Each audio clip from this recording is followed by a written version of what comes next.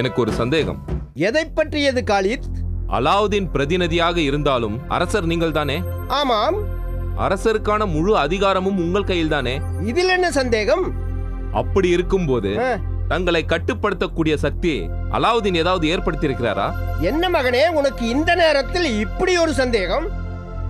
அலாவுதீனுக்கு பூதலோகத்தில் என்னென்ன அதிகாரங்கள் இருந்ததோ அதில் இம்மி அளவும் குறையாமல் எனக்கும் உண்டு. அப்போது அலாவுதீன், இப்போது நான். இதுதான் ஒரே ஒரு வித்தியாசம். அப்படி இருக்கும்போது நமக்கு ஒத்துழைக்காத அமைச்சர்களை எதற்கு அவகாசம் கொடுத்து யோசிக்க சொல்லியிருக்கிறீர்கள்? ஒட்டுமொத்தமாக அனைவரையும் கைது செய்து சிறையில் அடைத்து விட்டால் சபையில் எதிர்ப்பு குரலே இருக்காதல்லவா? காலித், உனக்கு இளரத்தம். அதனால்தான் இவ்வளவு வேகமாகவும் துடிப்பாகவும் சிந்திக்கிறாய். இந்த நேரத்தில் வேகம் கூடாது மகனே, வேகம் கூடாது. விவேகம் தான் வேண்டும். புரியவில்லை? அவர்களை கைது செய்து சிறையில் அடைப்பது அவ்வளவு ஒன்று பெரிய விஷயமே அல்ல. பின்னர் எதற்காக இப்படி தயங்குகிறீர்கள்? எனக்கு ஒன்றும் புரியவில்லை தந்தையே. போங்கள். நான் சொல்வதை கவனமாக கேள் காலித். நான் ஒன்றும் வழி வழியாக வந்த முறையில் அரசனானவனே அல்ல. இனாமாக கிடைத்த இடைக்கால சொர்க்கம். அலாவுதீனே என்னை முழுக்க முழுக்க நம்பி ஒப்படைத்திருக்கும் ஒரு தற்காலிக பதவி. இதை நாம் அபகரித்துக் கொள்ளும் போது அவசரப்படவே கூடாது. அது மட்டுமல்ல, இங்கு இருக்கும் அமைச்சர்கள் சில பேர் அலாவுதீன் மேல் நிலையான பாசம் கொண்டவர்கள். என்ன பண்ண சொல்லுகிறாய்? இந்த ரசூல் இருக்கிறானே, அவன் நமது ஆள். அவனை கொண்டு அந்த அமைச்சர்களுடைய மூளையை சலவை செய்ய சொல்லியிருக்கிறேன். அவனும் அதை ஒழுங்காகவே செய்வான் என்று நான் நம்புகிறேன். நான் தொடர்ந்து இந்த பூதலோகத்தில் அரசனாக இருக்க, எனக்கு பின் நீ அரியணையில் ஏற அந்த அமைச்சர்களுடைய ஆதரவெல்லாம் நமக்கு கட்டாயம் தேவைப்படுகிறதப்பா. அதனால்தான் அவர்களை மிரட்டி பணிய வைக்காமல் ஆசை காட்டி அவகாசம் கொடுத்திருக்கிறேன். அலாவுதீன் மேல் உள்ள அனுதாபம் நமக்கு எதிராக திரும்பிவிட்டால் நமது ஆசையில் அல்லவா மண் விழும். ஆகவேதான் அலாவுதீன் ஆட்களையும் நமது பக்கம் இழுத்து விட்டால் எதிரிகளே இல்லாமல் இந்த பூதலோகத்தை நாம் ஆட்சி செய்து கொண்டே இருக்கலாம். அப்படியானால் அமைச்சர்களின் மனமாற்றம் நமக்கு சாதகமாக இருக்குமா? அதில் உனக்கு சந்தேகமே வேண்டாம். என்னுடைய ராஜதந்திரத்தை நீ பார்க்கத்தானே போகிறாய். அமைச்சர்களே, வாருங்கள் வாருங்கள். வணக்கம் வணக்கம். நான் உங்களுக்கு கொடுத்திருக்கும் அவகாசம் முடிந்திருக்கும் என்று நினைக்கின்றேன். ஆமாம், என்னதான் முடிவெடுத்திருக்கிறீர்கள்?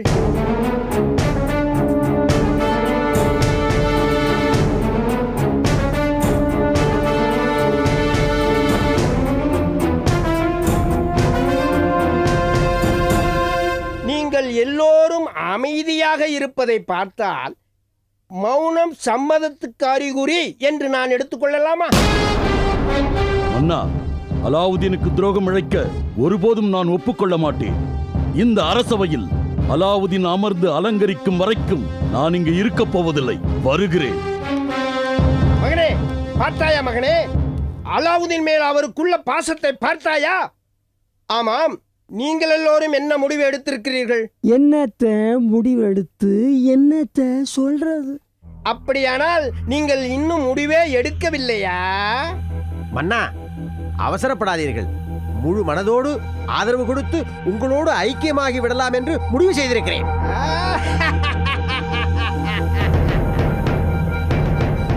என்னையா, முதல்ல மாட்டேன்னு சொன்னீரு, இப்ப உள்ள வந்தவொடனே நீயே முதல்ல ஆதரவு கொடுக்கிறீரா?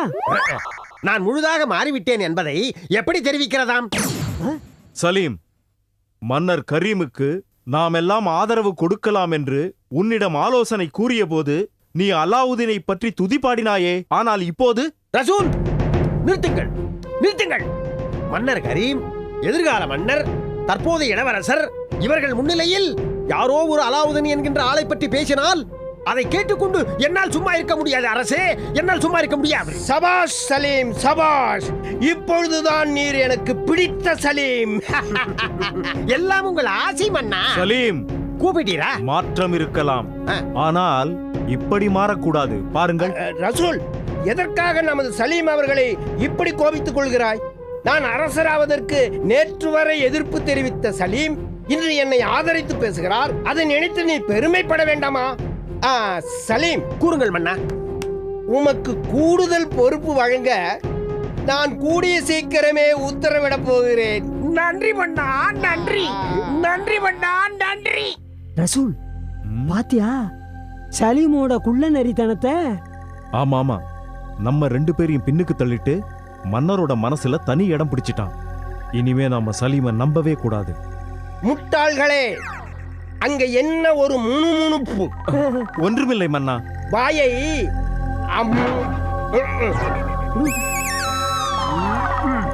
முதலில் வந்தால் என்ன, முடிவில் வந்தால் என்ன? சலீம் என்னுடைய ஆதரவாளராகவே மாறிவிட்டார். உங்களைப் போல் மந்த புத்திக்காரர்களை விட சலீமை போல் புத்திசாலிகள் தான் எனக்கு இப்போது தேவை.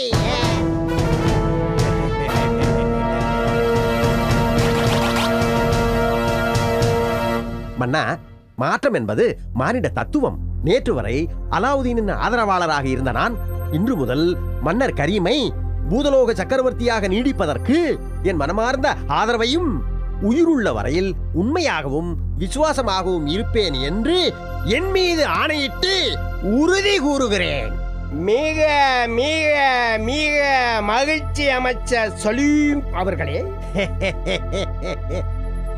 ரஹீம், இனிமேலும் நாம பார்த்துக்கிட்டே நின்னா நம்மள மன்னர் அரண்மனையை விட்டே துரத்திடுவாரு. நாமும் சலீமை போல அரசர்கிட்ட விசுவாசத்தை காட்டுவோம். மன்னா, என்ன? நீர் எம் கூட பிறக்காத அண்ணா.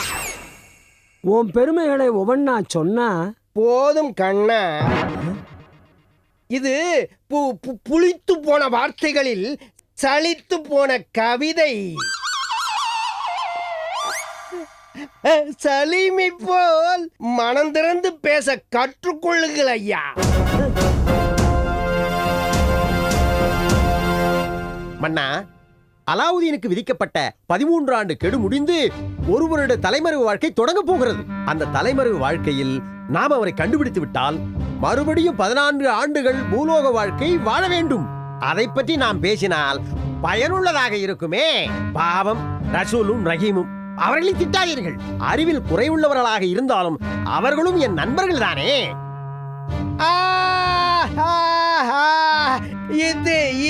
இதுதான் இந்த வேகம், அந்த விவேகம், காரியத்தில் கண்ணாயிருக்கும் குணம், இதைத்தான் நான் உம்மிடம் எதிர்பார்த்தேன். இந்த நிமிடம் முதல் நீர்தான் என்னுடைய அந்தரங்க ஆலோசகர். அது எனக்கு கிடைத்த கௌரவம் மன்னா. நன்றி மன்னா, நன்றி. நன்றி மன்னா, நன்றி. எனதருமை சலீம் மன்னா, நீர் என் பக்கம் சாய்ந்திருப்பது எனக்கு கிடைத்த முதல் வெற்றி. நாளையே நீங்கள் மூவரும் பூலோகம் சென்று அந்த அலாவுதீனை சந்தித்து இன்னும் சில தினங்களில் அவருடைய அஞ்ஞான வாசம் ஆரம்பிக்க போகின்றது என்பதை நினைவுபடுத்தி விட்டு வாருங்கள். அதோடு அந்த அஞ்ஞான வாச காலத்திலே அவர்கள் கண்டுபிடிக்கப்பட்டால் மீண்டும் 14 வருடங்கள் பூலோகத்திலேயே கிடக்க வேண்டும் என்பதையும் நினைவுபடுத்தி விட்டு வாருங்கள். நீங்கள் கவலைப்படாதீர்கள் மன்னா. அந்த அலாவுதீன் வாழ்க்கை முடிந்தே விட்டது. இனி உங்களுடைய வாழ்க்கைதான். ஆகவே மன்னர் மன்னர் மன்னர் வாழ்க! மன்னர் வாழ்க! வாழ்க! வாழ்க! வாழ்க!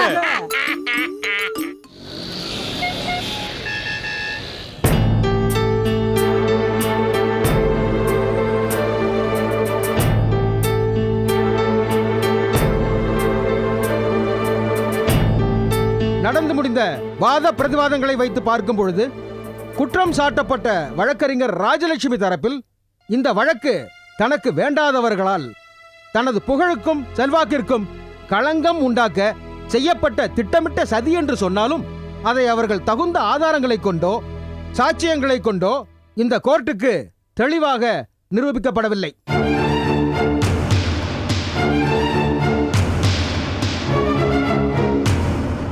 ஆனால் அதே நேரம் வழக்கறிஞர் ராஜலட்சுமி குற்றவாளிதான் என்று வாதாடிய அரசு தரப்பு வக்கீல் அதற்கான ஆதாரங்களை சந்தர்ப்ப சாட்சியங்கள் மூலமாக அதை தெள்ளத் தெளிவாக நிரூபித்திருக்கிறார்.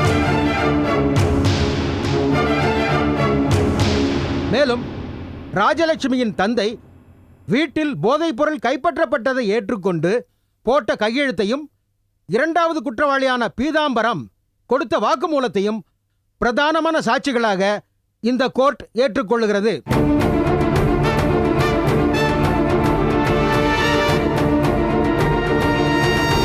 சட்டத்தை கட்டிக்காத்து நியாய தர்மத்தை நிலைநாட்ட வேண்டிய உயர்ந்த பொறுப்புள்ள ஒரு வழக்கறிஞரான ராஜலட்சுமியே இத்தகைய சட்டத்திற்கு புறம்பான நடவடிக்கைகளில் ஈடுபட்டிருப்பது இந்த நீதித்துறைக்கு மிகுந்த அதிர்ச்சி அளிக்கக்கூடியதும் தலைக்குனிவை கொடுக்கக்கூடிய ஒரு செயலாகும். எனவே அவரை பெண்ணென்றும் பாராமல் உயர்ந்தபட்ச தண்டனையாக ஐயா நிறுத்துங்கய்யா.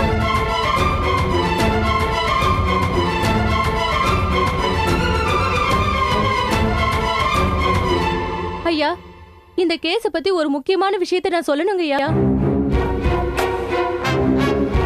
இத பாருமா, எதை சொல்றதா இருந்தாலும் கூண்டுல ஏறி வந்து சொல்லுமா.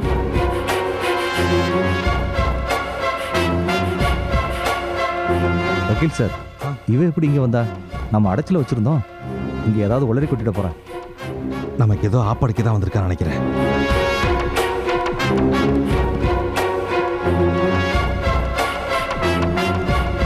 நான் சொல்வதெல்லாம் உண்மை.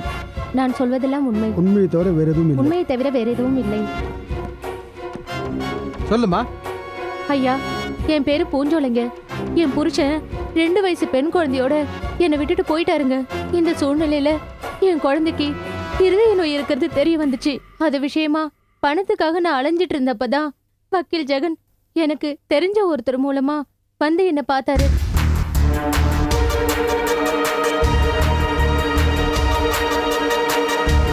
உன் பிரச்சனை என்னன்னு நான் கேள்விப்பட்டேன். உன் குழந்தையோட ஆபரேஷனுக்கு நான் பணம் 50,000 தரேன். ஆனா நீ எனக்கு ஒரு காரியம் பண்ணணும்னு சொன்னாருங்க. என்ன காரியம் செய்ய சொன்னாரு சொல்லுமா. இல்ல, அது வந்து வக்கீல் ஜெகன் சார் தான் உன் குழந்தைக்கு தேவையான பணம் தரேன், நீ நான் கொடுக்குற போதை பொருளை வக்கீல் ராஜலட்சுமி அம்மா வீட்டில் கொண்டு போய் வச்சிருன்னு சொன்னாருங்க. நானும் கொண்டு போய் அவங்க பெட்ரூம்ல வச்சுட்டேங்க. ஆனா அந்த பாவி நான் வெளியில இருந்தா அவனுக்கு ஆபத்துன்னு பயந்து என்னை ஒரு வீட்டுல போட்டு அடைச்சு வச்சுட்டாயா.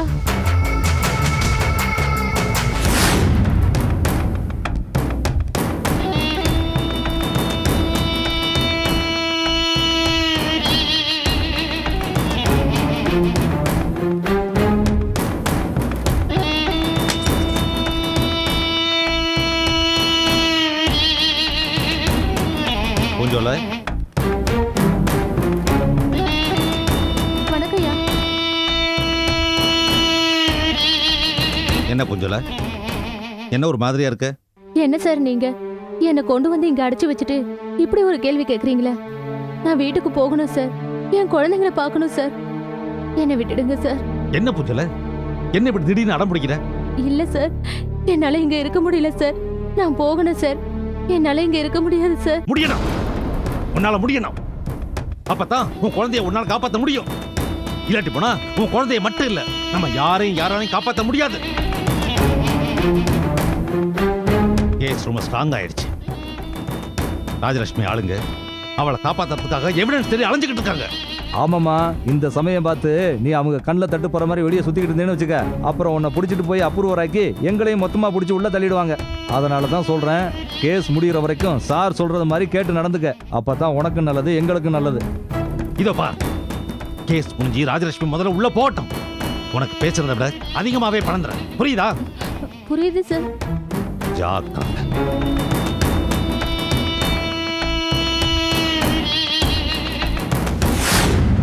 இது அத்தனை கட்டுக்கதை ஒரு ஆனர். இந்த பொண்ணு யாருன்னு எனக்கு தெரியாது. இவ சொல்றதெல்லாம் நம்பாதீங்க. இல்ல, நான் சொல்றதுல உண்மை, என்ன நம்புங்க. இன்னும் கூட அந்த தீர்ப்பு உங்களுக்கு சாதகமா வந்த உடனே என்னையும் கொல்லணும்னு முடிவு பண்ணீங்கல்ல, அதையும் சொல்லி உங்க பக்கத்துல உட்கார்ந்துருக்கானே கிட்னி திருட, அவனையும் சேர்த்து கம்பி என்ன வைக்கதான் போறேன். சரிம்மா, நீ சொல்றதுக்கெல்லாம் என்னம்மா ஆதாரம் இருக்கு? ஐயா, அதுக்கான ஆதாரம் என்கிட்ட இருக்கு. தம்பி, நீங்க எதை சொல்றதா இருந்தாலும் கூண்டுல வந்து ஏறி சொல்லுங்க.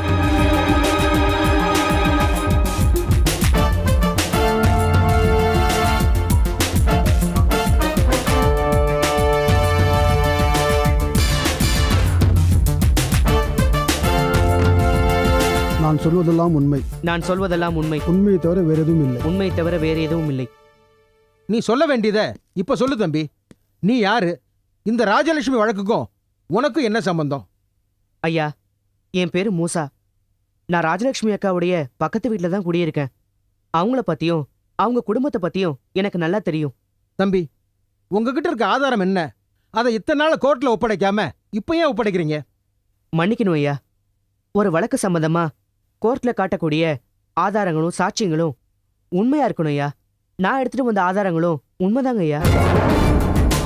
சரி, மேற்கொண்டு சொல்லுங்க.